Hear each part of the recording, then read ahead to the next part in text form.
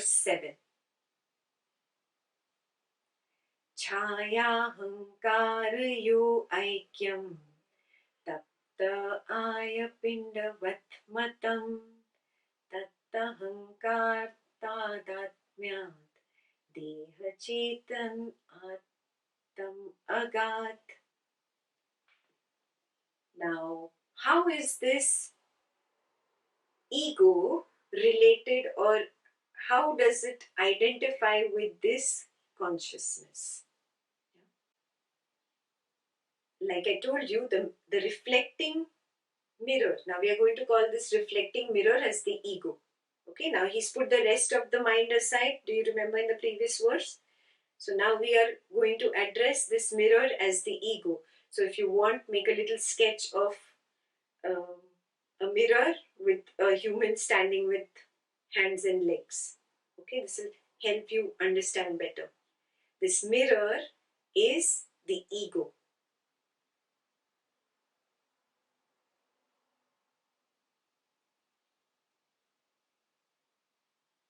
This mirror is reflecting what? The light. Yeah. Now there is no real light. It is just reflecting consciousness. Okay. Now it is reflecting consciousness. Is the reflection in the mirror, the reflection in the mirror, different from the mirror? The ego is constantly reflecting the Brahman. Does the knower come and go? Does the knower rise and fall?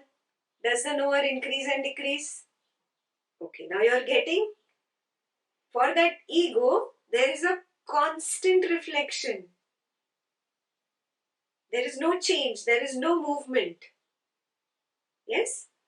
So what does the ego experience? If you start experiencing no change in something, what do you start considering it as? Permanent. Yeah? Doesn't it give you an illusion of permanency? Huh?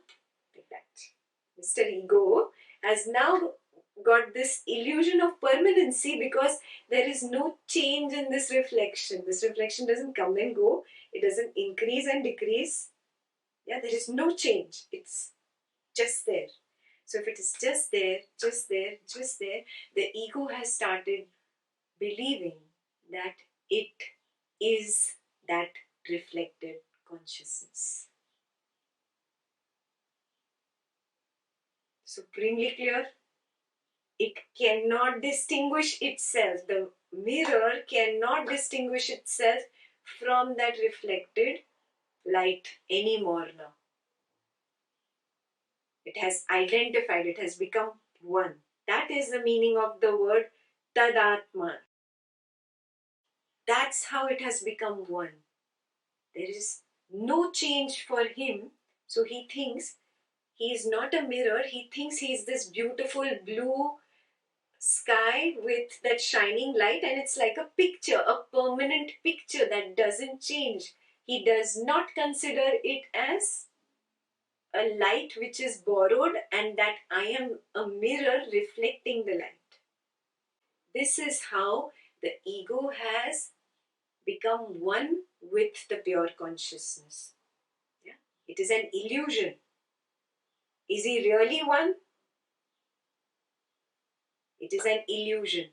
This is the meaning of avidya or ajnana. What is the meaning of ajnana? The ego has identified with that pure consciousness and become one with it and thinks it is it. This is ajnana or ignorance.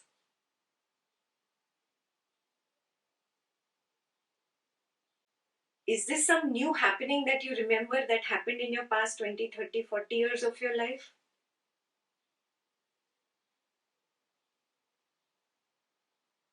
It is even before that. Yeah, it is, you were almost born with this kind of a sense, isn't it? Yes? So, where is it? This is a seed. And Advaita says, It is in the Karana Sharira. Karana itself, translation of the word Karana is causal. Causal body, that which has caused this body mind complex and this mind to come up and created the whole drama, and this ego thinking that I am conscious, I am alive. This gives you a false feeling that I am the body or I am the mind. It doesn't matter how many ever scriptures you read, how many ever talks you attend, you never get out of this feeling that I am this body, I am that mind. There is a very strong seed of ignorance. Yes. So now Advaita says, how can ignorance go away? Ignorance is simply what? Lack of knowledge. Yeah? Or seeing something in a wrong way. A mistake or an error. Yeah? Error 404. Yes? It is an error. It is simply the illusion of the ego that thinks I am conscious or I am consciousness myself now. And then even more, I am individual consciousness. This is where the concept of individual, private, personal consciousness has come up. Yeah? There is no VIP consciousness here and some little poor, lesser mortal consciousness there. No. No individual consciousness, no private consciousness, no broken up consciousness. Can you break space? Is the space here in Germany different from that space in US or different from that space in India or different from that space in Austria or in Italy? It's the same space. We are all in the same space. You cannot break space up. Similarly, you cannot break this self or the consciousness. It is an illusion. Yeah? This is the crux of any and every scripture, but the most clear explanation openly given has been given in this particular text, Advaita Vedanta's Drishyam Viveka. So this mistake or this error of the ego is the cause for my feeling of I. My feeling of I am the body, or some people say, okay, I understand I am not the body, but I feel I am the mind definitely. That feeling is because of this. Very, very clear? Yeah. So in this sutra, he has said this tadatma. Now you understood the word tadatma. Whenever I say tadatma, remember the mirror. Okay? This tadatma between the ego and the pure consciousness is compared to an iron ball thrown into fire. Now, these scriptures were written centuries ago. Okay? So they are going to have very old examples.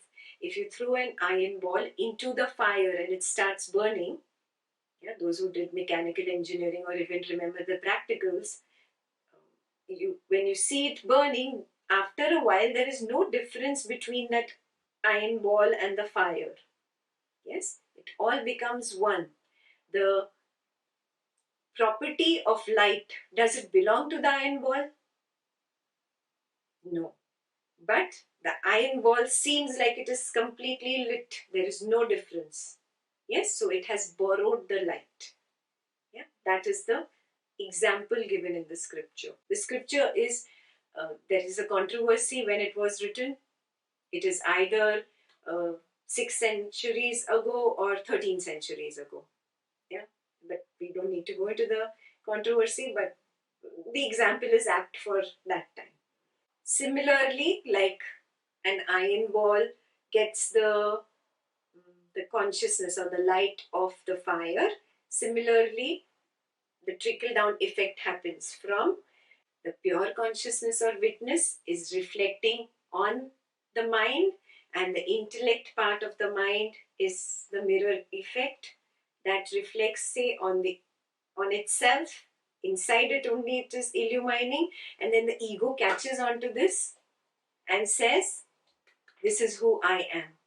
And it throws that light. The intellect is only throwing the light because that is the shiny reflecting surface of the mirror. It is throwing that light onto the body, the sensory system and the rest of the body. Super clear? The ego saying, I am conscious, it gives its consciousness to the sensory system. The sensory system gives its consciousness to the rest of the body, and you feel conscious. Yeah. Verse 8.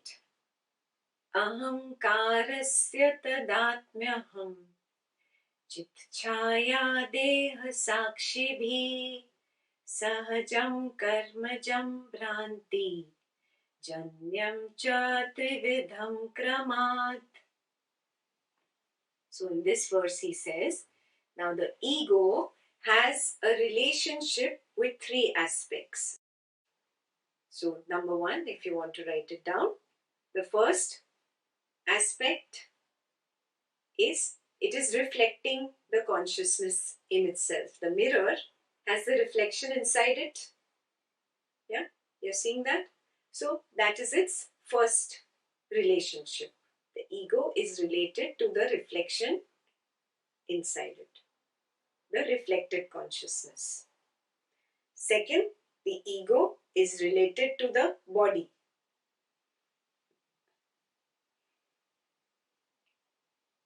Number three, the ego is related to the pure consciousness which is shining in that mirror. Yeah. So there are three relationships underlined here: the reflected consciousness, the body, and the pure consciousness. Ego is related to reflected consciousness, ego is related to the body, ego is related to the pure consciousness. Very clear? Now tell me, what is the relationship between the reflection in the mirror and the mirror? The mirror is ego and the reflection in the mirror is reflected consciousness. What is the relationship between the mirror and the reflection in the mirror? It's a natural relationship.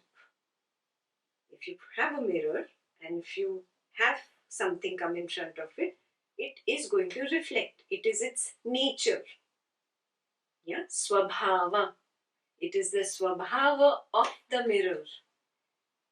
Yes, it is going to reflect it. So if something is the swabhava of some element, can that be changed or removed? I cannot change it. Oh, I don't like the heat in fire. I want to remove heat from the fire because I like the light of fire, but I don't like heat. Can I remove that swabhava of heat from the fire? I cannot. Do you understand swabhava? It's the nature of that particular element. The nature of a mirror is to reflect. You cannot remove that. You cannot do anything about it. Yes? So what does this imply? Does an enlightened person not have an ego at all? He has an ego. He is enlightened, he is still in body, he has an ego. Yes, the I is still there. Yes. Is the ego not going to reflect the pure consciousness?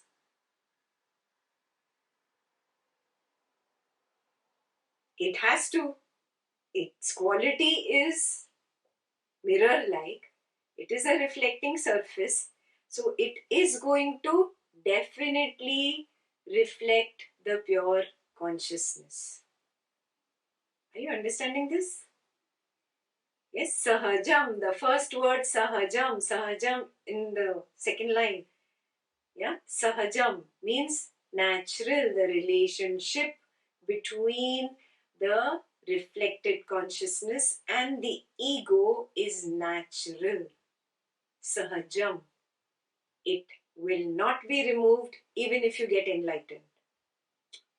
Oh, now what to do? What is the point of getting enlightened? Wait, we'll get there. We'll get there. Step by step. Yeah? At least let us understand what is going to happen. What should be our goal? Yeah? What should we be expecting? Okay? Is it even worth it to do so much mehnat? So he says the relationship between the ego and the reflected consciousness is natural, because the relationship between the mirror and what is reflected in the mirror, its reflection is natural. You cannot do anything about it. Pure consciousness is always going to be there. Even if you get enlightened, you will still have the body-mind complex, you will have the mind, you will have the ego aspect of the mind, yes, and the reflection will still be there. The second, it says, the relationship between the ego and the body is karmajam. The second word in the second line, karmajam, born out of karma. What is karma? Karma is simply cause, effect, cause, effect, cause, effect. Yes. Any particular thing that I do, it becomes the cause for a future effect. It's simple. Yes. These collections of cause, effect, cause, effect, cause, effect have become a big bank account of mine, and maybe from a billion cause effects, a few got picked up and got converted, say 500,000 got picked up and got converted into this body-mind complex. The rest are still pending, okay? So this body-mind complex is nothing but just a little handful of the rest of the cause and effects that fall in my domain, in my karma bank. I have taken only 500,000, or nature has put together 500,000 out of the billion, and this body-mind complex is that particular 500,000 karmas. That means this body will die only at the exhaustion of the 500,000 karma. That is how the lifespan of the body is determined. Yes, then how much ever good you do and you pray to God that I want to live longer than 500,000, it's not possible. Yes, and how much ever you get enlightened, even like at 100,000 karma, you will still have to live the rest of 400,000 karmas that have to come my way. Yeah? They come in the form of people, situations, things, coronavirus lockdown. Yeah? These are different karmas coming our way, and they come. Yes, even if I am enlightened, I will have to live the rest of my life till the karmas of the body are exhausted. Very clear? So, whether you get enlightened or you don't get enlightened, can this relationship be removed just by getting enlightened? No. The ego will be connected to the body. Its relationship is that of karmas. Yeah? Very, very clear? The third, he says, the relationship between the ego, the mirror, ego, and the pure consciousness. What is the relationship? Is there a relationship? There is no relationship between the ego and the pure consciousness. There is no relationship. It is an error. The mirror has started thinking that that reflection is not a reflection, it is a picture. Tadatma has happened, remember? Yeah? So it is an error on part of that ego element, the I thought, the aham vritti, that has identified with the pure consciousness not even the pure consciousness, with its reflection, and assume that it is the pure consciousness. Is there a relationship really? It is only born of Bhranti. Bhranti means delusion, illusion, error, mistake, created out of mind. It is mind story. Super clear? Oh, none of these connections are going to break. This Bhranti is going to break. This delusion is going to go away. Do you understand? This delusion where the ego starts assuming this reflection is a picture and thinks that I am, that big I am in you. I am this, I am a woman, I am a man, I am a father, I that feels I am conscious, I am living. Yeah? That false identification, that tadatma, that is going to crumble. That delusion will go away. So clearly explained, right? And this delusion is born of the Karana Sharira, the causal body or ignorance.